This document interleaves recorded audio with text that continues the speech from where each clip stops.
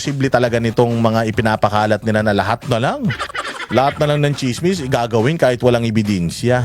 Samantalang magnanakaw si Bongbong Marcos, may ebidensya. May ebidensya si Zaldico. Sandamukal ang mga ipinakita ni Zaldico na na ebidensya ng pagnanakaw nito ni Bongbong Marcos, ni Romualdez at saka nito ni Sandro Marcos. Pero hindi pinakikinggan, hindi pinaniniwalaan. O kung makikita nyo, Guinness World of Records gave Ferdinand Marcos a title for the greatest robbery of a government.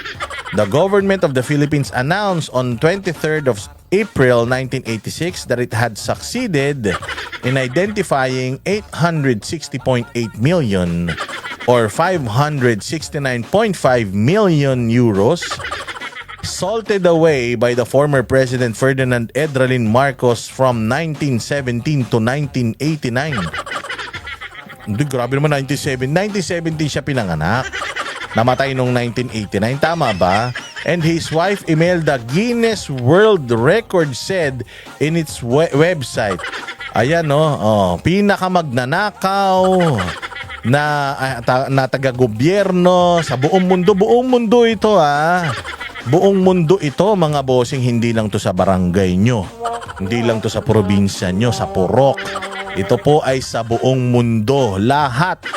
Mas kurakot pa itong buwaka ng inang pamilyang Marcos na ito sa lahat ng mga kurakot sa buong mundo. Sabi ko nga sa inyo, kung pinararangalan, kung ang isang tao ginagawang santo ng Vatican, ito, si Marcos Sr., putya, ginawang santo ng mga demonyo.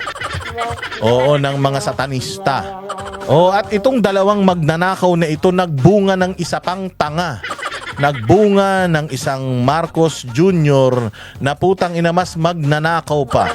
Dalawang lahing magnanakaw, pinag-isa mo. Ang lumabas, putang ina, adik na kawatan pa. Di umano. According yan sa atin niya na si Amy Marcos taga-anak din nitong dalawan to. Oo, pero sabi ni Sandro, hindi na daw yan anak ng Marcos Sr. O kaya siguro kalahating magnanakaw lang si Amy. Hindi siya buong magnanakaw katulad ni Bongbong. Dalawang lahing magnanakaw pinagsama mo. Ay putang ina, nakabuo sila ng isang addict na magnanakaw. Putang ina, grabe no, addict tas magnanakaw. Ay according yan sa atin niya na hanggang ngayon hindi pa nagpapadrug test itong kupal na ito. Dahil siguro takot na takot magpa-drug test dahil syempre positive yan Ito ang totoong issue ng bayan nating Pilipinas Pinapaalala ko lang sa inyo, the reason why pinakikita ko to issue sa inyo para hindi nyo makalimutan na ang issue ng bayang Pilipinas ngayon, naghalal tayo noon ng isang magnanakaw, naghalal tayo ngayon ng isang magnanakaw. Ng leader natin noon ng mag-asawang satanas na ito na si Imelda at si Marcos Sr. nagnakaw sa kaban ng bayan. Noong pinalit na anak nila 3 taon pa lang, putang ina, tinalo na yung pagnanakaw nitong mag-asawa na ito sa 20 plus years ng kanilang kapangyarihan dito sa Pilipinas. Putsang ina, mapapalitan. Akala ko talaga noong ibinoto nyo pala, hindi ko binoto yung hayop na yan Noong binoto nyo si Bongbong Marcos, akala ko talaga lalagpasan niya yung mga magagandang ginawa ni Pangulong Duterte. Yung pala ang lalagpasan niya yung dami ng perang ninakaw ng mga magulang niya. Hayop naman talaga.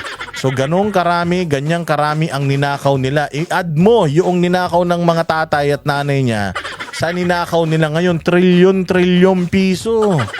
Oo, kaya nga nagkaroon ng trilyon peso march. Natatandaan ninyo, nagkaroon ng trilyon peso march, hindi ba? O kaya nagkaroon ng trilyon peso march dahil inirereklamo ng mga makakaliwa yung trilyon na pagnanakaw sa Pilipinas. O kinang ina niyan, trilyon peso march, tapos ang inireklamo nilang plunder, yung 125 million na confidential funds. Pakyo kayo. Tanginan nyo. Ang kakapal ng mga mukha nyo.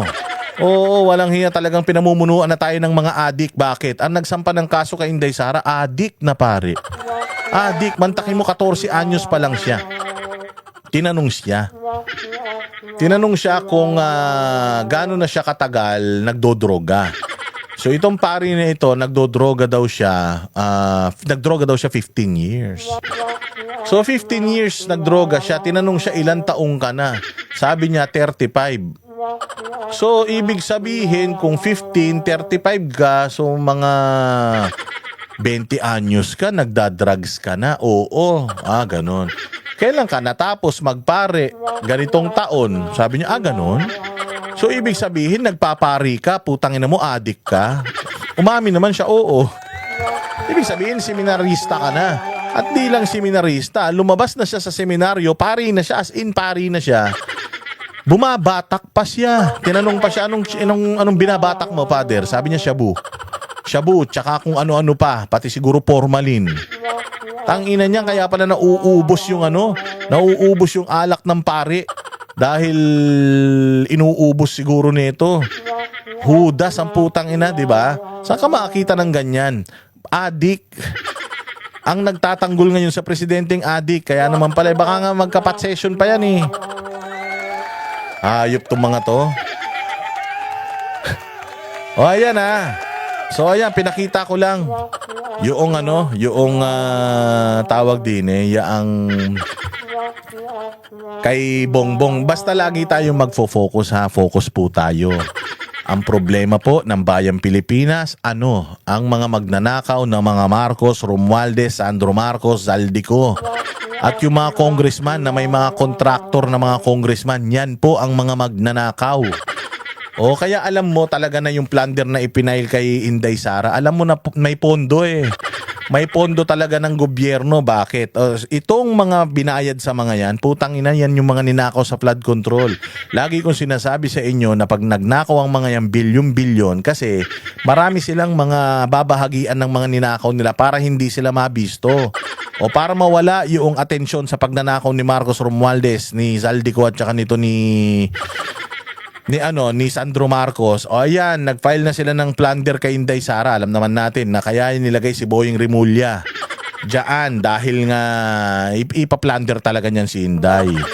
O ang plano ng mga hudas na yan, buksan yung bank account ni Inday tapos gawin nila yung ginawa nila kay Carpio. Ay hindi pala kay Carpio, kay Corona, kay dating Chief Justice Corona. Kasi ganito ang ginawa nila kay Chief Justice Corona. Magnanakaw daw si Chief Justice Corona, hindi daw akma yung salin ni Chief Justice Corona doon sa pera niya sa bangko. Nung tiningnan yung pera niya sa bangko, parehas naman doon sa salin niya. Ang problema, nung niran nila yung bank records, maraming pumasok na pera. Yun lang. Yung maraming pumasok na pera at saka lumabas, inad-ad nila. Nung inad nila yon, lumabas ang liit nung salin niya doon sa total transactions. Total transactions po iyon. Hindi siya total na laman nung bangko. Kumbaga, lahat ng pumasok, pati lumabas, pinag-add nila. Kaya naging ganun yung numero. Ganyan ang gusto nilang gawin kay Inday Sara. Bubuksan yung bangko ni Inday, tapos pag tiningnan nila lahat ng deposit, lahat ng lumalabas, ia-add nila. Tapos lalabas, ang dami-dami niyang palang pera. Tapos ang salin mo ganito lang. Paano nangyari yun? The same formula na ginamit nila kay Chief Justice Corona nung na-impeach Chief Justice Corona. Kaya wag tayong papatay-patay ha. Kasi talagang lahat ng magic gagawin ng mga buwaka ng shit na yan para itong ating si Inday Sara ay hindi makatakbo sa 2028 because mahirap talagang talunin si Inday Sara sa 2028. Napakahirap. Imagine, nagsanib puwersang mga adik na pare, mga baklang adik, mga makakaliwang mga puki ng inang mga salot sa lipunan, mga congressman na mga hindi naman nanalo katulad ni Pastor Abanteng Manyakis. Di umano. Itong mga tulpong mga manyakis din. At saka nagsanib-sanib puwersa talaga lahat ng mga masasamang elemento sa Pilipinas para lang pabagsakin si Inday Sara. Pero sorry, matatalino ang mga Duterte supporter, matatalino ang mga Duterte defender. Nagsisimula pa lang lumipad yung rocket ninyo, wala na, basa na. Supot, putang ina, akala nila Scud missile, yung pala baby rocket.